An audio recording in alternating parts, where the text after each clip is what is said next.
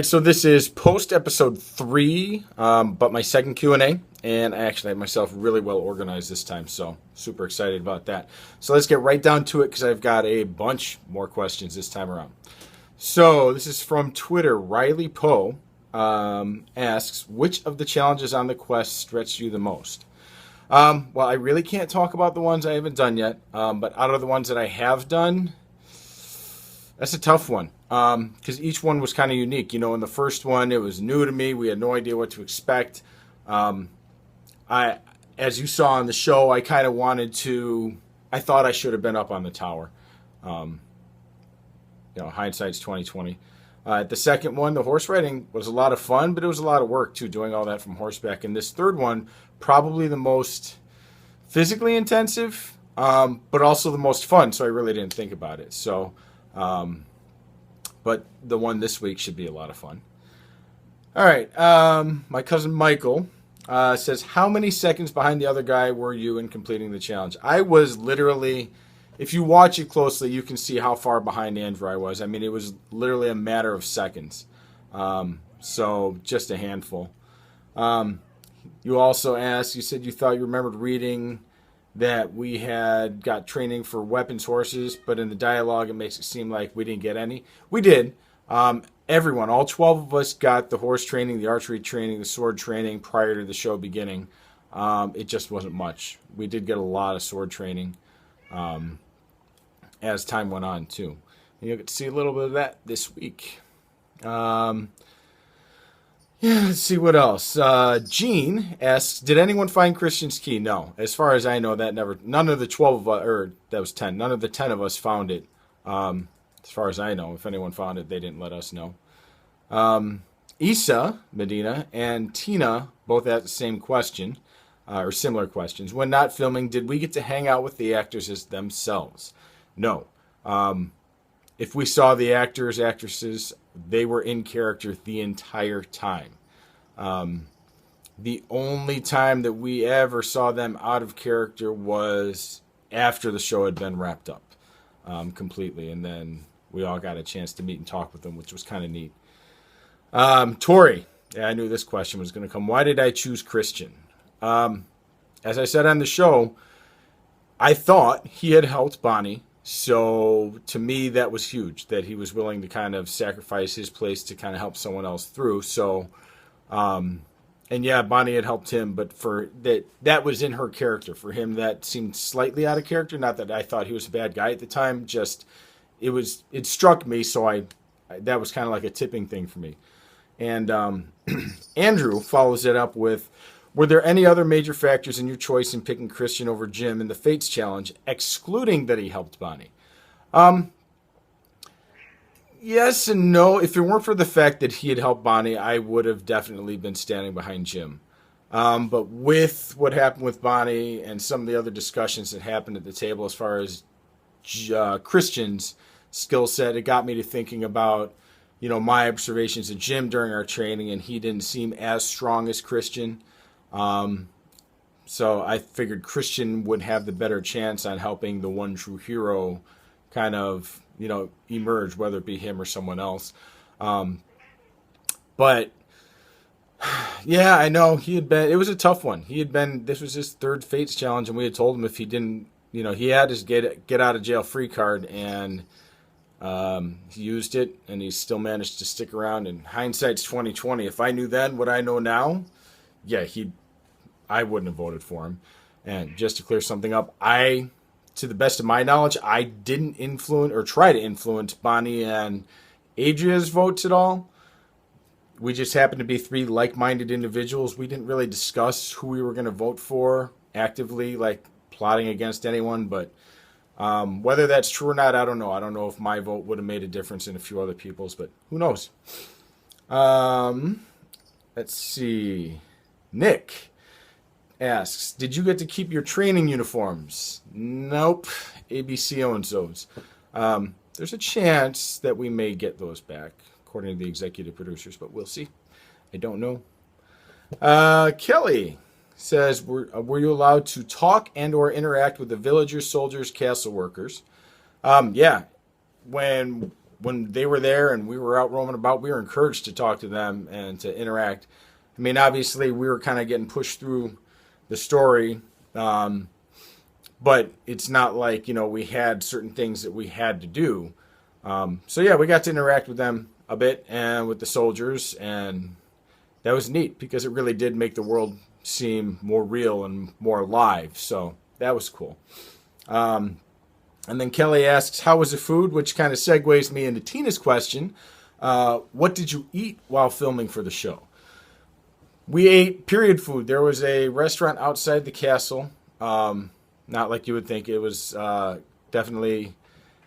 The castle's a historical landmark, but it is privately owned, and the person has a restaurant just off-site that catered for us, but their specialty was kind of keeping up with the theme with the castle, where they had like medieval type of food. We ate off of terracotta plateware. We had silverware that was appropriate for the time, so it's not like we were pounding sodas. I didn't get my coffee for breakfast, which was awful. So like a lot of pork. It was good. It was really good. To answer Kelly's question, the food was good. It was different. If anyone's ever had the opportunity to travel to Austria, you know that just aside from castle food, food in Austria is different just because of their restrictions on what additives and chemicals and stuff they can use. So you'll find a lot more natural products there, which was great for us. You'll notice over the course that Paladins start to kind of lean up a little bit, and it's not because we were starving, we were just eating healthier. Tina also asks, were all the Paladins kept in Austria until the very end of filming? If by Austria you mean the Hall of Fates, and by Hall of Fates I mean their portraits up there, they were held in limbo with the Fates. When you got banished, you saw them, they went up into a cloud of vapor, and they're sitting up in those Harry Potter-esque portraits. So if that's in Austria, then maybe. They were in Everrealm, though. So yeah. All right, Jennifer has a lot of questions. I will answer the ones that I can, Jennifer. Are TV viewers getting an enhanced edit or edited special effects version of the show, or were they as cool as they look on TV? Did they look that good in real life? Yeah, they did. There are obviously some things that couldn't be done in real life. Trying to think, like when the queen exhaled the poison, so to speak, after we gave her the antidote, that was an added effect. But as far as the costumes and everything else goes, I don't think anything's been added, like a special effect, like you would think, like a computer-generated effect, so far. I'm not saying I don't know if that happens or not, because I haven't seen the finished product, but so far, like the ogre costume looked that badass, that scary, actually scarier up close. You only get to see it for a brief second so far. But it was pretty darn creepy, and the special effects were amazing. They did mention that they used some 3D projections. Imagine it's a laser projection to kind of simulate stuff that they were going to do, that they were going to add in post-production. So, but we got to see the effect in a very raw form. So it's not like, in movies where they have actors that are interacting with this CGI figure and they're talking to a tennis ball. It's not like that at all. Like anything that we saw, they did their best to recreate for us. I think there is one exception to that. But that's only a guess because I don't know. I haven't seen that yet. And we'll just stop it there. Things like the hag's makeup. The hag looked... The TV screen did not do justice just how horrible of a woman this was as far as looks goes. Looked like she was like 300 and some odd years old. She was, and 3 teeth, literally 3 teeth we counted. Hair coming out of places that people shouldn't have hair coming out of. When she was given the antidote, I think, I could be wrong, but I think that like little wisp of smoke was legitimate. Something in the potion or something that she may have had in her mouth to kind of like do that. But I didn't have a very good view, but I could be wrong. I thought I saw it. We'll see. Were actors in character at all times around the Paladins? Yes, absolutely. They were improv actors, so they were. I mean, they had to be improv actors. That was part of the casting requirements. So a lot of stuff that they came up with for us when we would be talking with them, things that even you guys aren't seeing on camera, like just conversations off camera, just the stuff that they came up with was amazing. It's crazy. Creo, he was like a librarian. He had this whole history in his head. I don't know how much of it was things that the producers had kind of outlined for him way ahead of time, and he just memorized, or if he was making this stuff up as he went. But that guy was incredible, and Ansgar was just awesome. When did you find out Christian really didn't help Body? Was it when you watched it last night? Yeah, that was my first time. When I saw it on TV, that was the absolute first time that I realized that Christian hadn't helped Bonnie, and you're not happy about that. Bonnie and I were just talking on the phone about how differently things would have been had we known then what we know now. But yeah, at the time the show was shot, Christian was really kind of buddy. He played the game. If that's the type of game he was playing, he did it very, very well. Yeah, definitely. He's a good guy. He is. And I don't think that Christian's like an evil human being or a bad person at all. But I think that's just what his mindset was going into the game, and that's how he was going to play it. I don't think he was edited any certain way to, make it seem like he was a bad guy. I don't think he felt like he was playing the bad guy. I think he was just playing a very cutthroat game, and so far it's working out for him. We'll see if that trend continues. But as far as Christian as a person, as a human being, he's a good guy.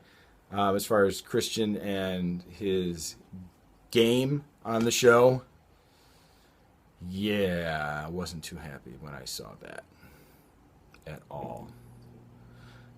Anyway. Mary, did any of the scripted actors flub a line and need additional takes? No. Nope. They were, since a lot of it was improv, it was kind of hard to flub something that you're just improvising. But yeah, no, they never, and I mean never, broke character. It never felt like they were actors. It felt like these were people that we were interacting with, like actual people, not actors.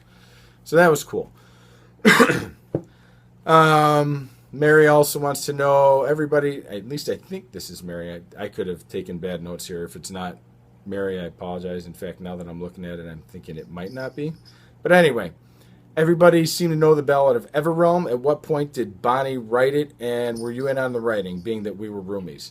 Nope, I had nothing to do with the writing. I wish I could take credit for it, but no, I had zero to do with the writing. That was all her. She wrote it in the beginning. She may have started writing it before the first episode filmed, and I think she finished in between episode 1 and 2. That'd be a question for her. She'd obviously know better than I would. Okay. Let's see. Nani wants to know, was there anything you added to your role that wasn't originally scripted for you? Okay, so let me just clarify this, because this seems to come up now and again. We weren't scripted at all. We're not actors. I'm a math teacher. None of us are actors. None of us were handed scripts. We were the reality aspect of this show, reacting to the actors and the storyline and the channel, all that. So none of it's scripted. So anything we added to our role, we were just playing us, and nothing was scripted. So yeah, everything got added by us. Did the cast chemistry come naturally, or did it take some time to bond? We all bonded pretty quick. I know you're starting to see the little kind of factions, like Bonnie, me, and Adria, Andrew, Christian, and Lena to some degree.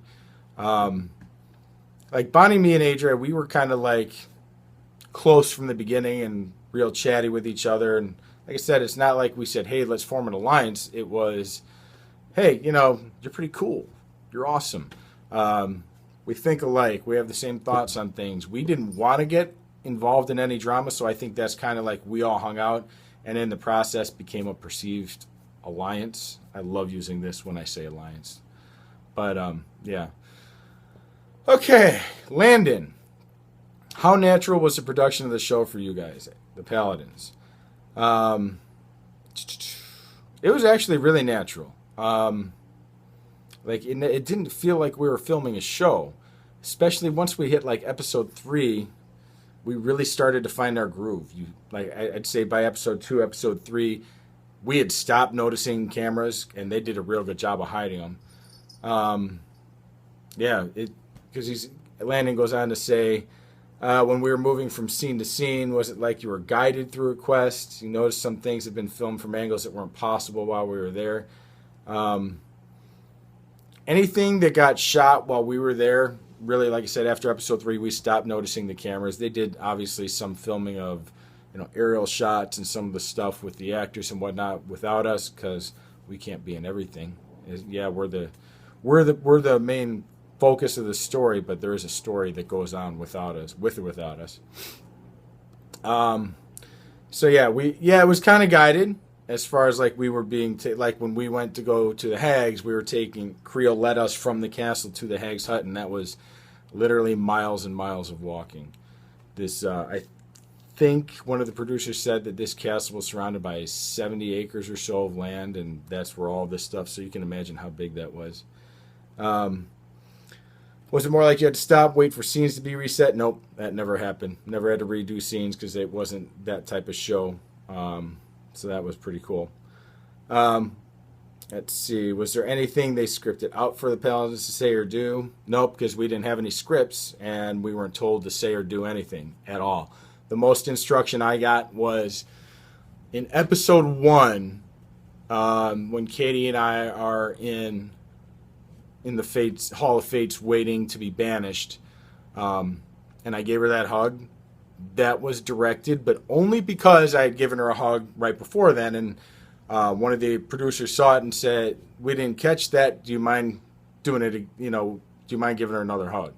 So that literally was the one and only piece of direction I got from anyone at all, and as far as I know, as far as any of the Paladins got. Was there any point, and this is all Landon, by the way, was there any point where you felt like some Paladins were taking the show too seriously? Did it ever feel funny, or was it always adventurous? I think we all, especially by the time we hit episode 3, I think that was like when we turned that corner, because we were all taking it serious. Yes, we didn't believe we were, in our heads, we didn't believe we were in Everrealm. So I guess in some ways there's some acting going on, but no one ever thought it was funny, unless like Creo said something funny, because he was good for that too. And Ansgar could be a jokester when he wasn't on the camera, but we pretty much stayed immersed the entire time that we were on. Okay, how fun was, and this is the last question, how fun was that door challenge from the Hag? We seem to be doing some very unique competitions not seen in other shows. That door challenge from the Hag was awesome. I thought I was going to be in the bottom 3 in that, because I never saw my key. As far as like getting that tar off the thing, I tried. I was using sticks. You see me at one point, hitting it with a stick. And finally, I just kept banging it with the stick, and I busted the lock without the key. I kind of looked around and said, okay, time to move on. So I got through the next one pretty quick with the Ogre's Tooth. Yes, I made a joke about Sebastian being on the Ogre's Tooth. I have a weird sense of humor. Forgive me. That didn't make it onto the show. I tweeted that, though, I think. Digging under the door. I got stuck for a second. That butt of mine, I got stuck. So, yeah, it happened. And if it weren't for that, I probably would have gotten through, because you saw how close it was. And that last one, just being able to punch through that door, kick through the door, whatever, it was awesome. So, yeah, I'm really looking forward to the next episode. Please keep the questions coming. We're going to come in just shy of 20 minutes on this, so awesome. If I want to get all the questions, so if I ever look like I'm going to go over, I'll just split it into 2 parts. But for everyone who's sat through and watched the whole thing, thank you very much. Keep watching. Get your friends to watch. And love you guys. We love our fans. This is awesome. It was such an amazing experience, and I really like doing this. So let's keep this rolling every week, all right? Take it easy, guys.